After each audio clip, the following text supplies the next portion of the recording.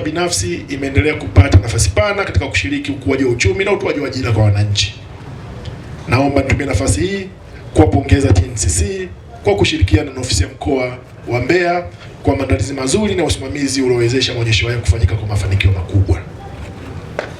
Maonyesho haya yamekuwa na manufaa makubwa kwa wajasiriamali, wafanyabiashara, makampuni binafsi, taasisi za tiba pamoja na taasisi za umma, na ninaamini kupitia maonyesho haya washiriki watapata fursa ya kutangaza biashara na huduma zao, kuongeza masoko, kujenga ushirikiano wa kibiashara na kubadilishana uzoefu pamoja na teknolojia mpya. Kwamba tija ya maonyesho haya sio kuuza.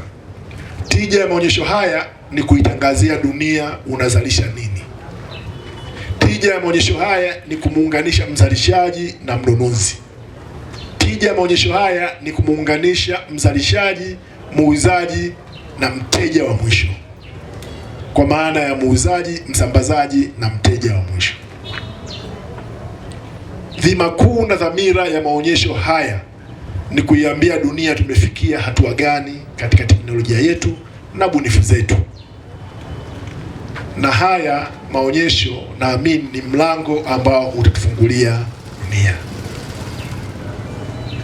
Ndugu zangu, nimefurahi sana kuona taasisi zetu za tiba katika maonyesho haya. Kuna msemo wa Latini wanasema mens sano corpore sana, yaani akili safi inakaa kwenye mwili safi. Mwili safi ni lazima uzingatie kinga na tiba.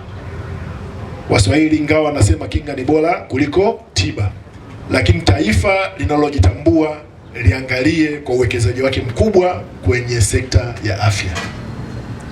Development ambayo tumeifikia, yale ambayo nimeambiwa na ndugu zangu wa hospitali yetu ya rufaa ya Mbeya, lakini pia wale ndugu zangu wa Moi, inaonyesha hatua ambayo tumefikia.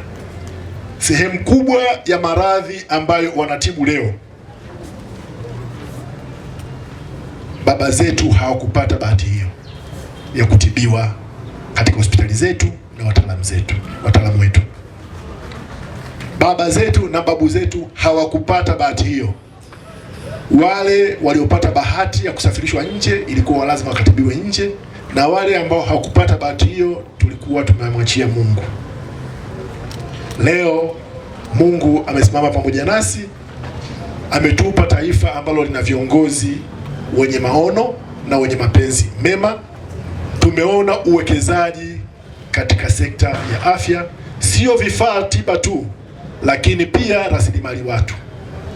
Tumeona idadi ya wataalamu ambao wamepelekwa vyuoni kwa ajili ya magonjwa ya moyo kwa watoto, magonjwa ya kansa na magonjwa mengine ambayo ni makubwa, ambayo hatukuwa na utaalamu nayo miaka 10 iliyopita.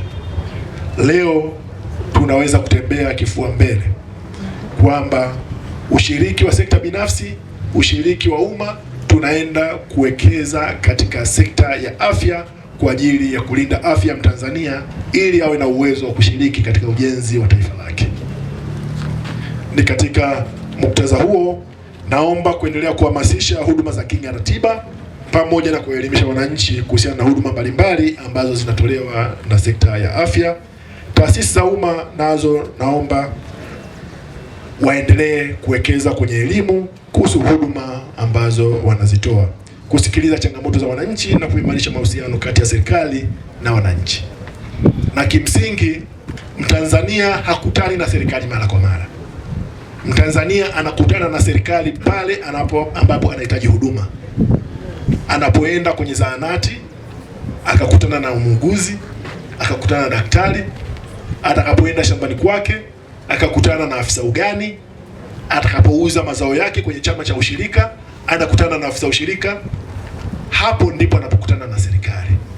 Kwa hiyo nyinyi ndio serikali, hasa watumishi wa umma ambao mnahudumia watu. Serikali nzuri kwenye macho ya mwananchi yatategemea sana na huduma ambayo mnampa mwananchi huyo, na maono hasi kwa serikali yake mara zote yanatokana na huduma dhaifu ama huduma ambazo hazizingatii utu ambazo mwananchi anazipata kupitia kwetu. Naamini maonyesho haya, elimu kwa umma na ushiriki wa taasisi zetu unaenda kuwa na mafanikio makubwa kwa wananchi wetu kwa ujumla, na wananchi watapata nafasi ya kujifunza kuhusu teknolojia mpya, ubunifu mbalimbali, huduma za kijamii, kiuchumi, pamoja na kupata bidhaa na huduma kwa ukaribu zaidi. Kupitia maonyesho haya, mkoa wa Mbeya umeendelea kujitangaza kama kitovu muhimu cha biashara na uwekezaji katika ukanda wa nyanda za juu kusini na nchi za jirani.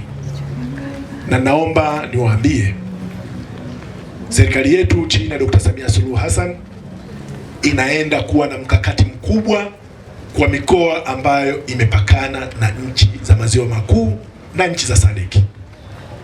Sera yetu na mtazamo wetu kuhusu mikoa hii unaenda kutumia mikoa hii kama lango la kufikia jirani, lakini pia kama maeneo ya kimkakati ya biashara na huduma. Taasisi zinazotoa huduma na taasisi ambazo zinazalisha, naomba mjione kwamba mna bahati kuwa katika mikoa ya nyanda za juu kusini, kwa sababu serikali chini ya Dr. Samia Suluhu Hassan inaenda kuwawezesha kuhakikisha kwamba tunafikia masoko kwenye nchi jirani, lakini pia mkoa wetu kuwa kama lango la huduma na biashara kwa majirani zetu.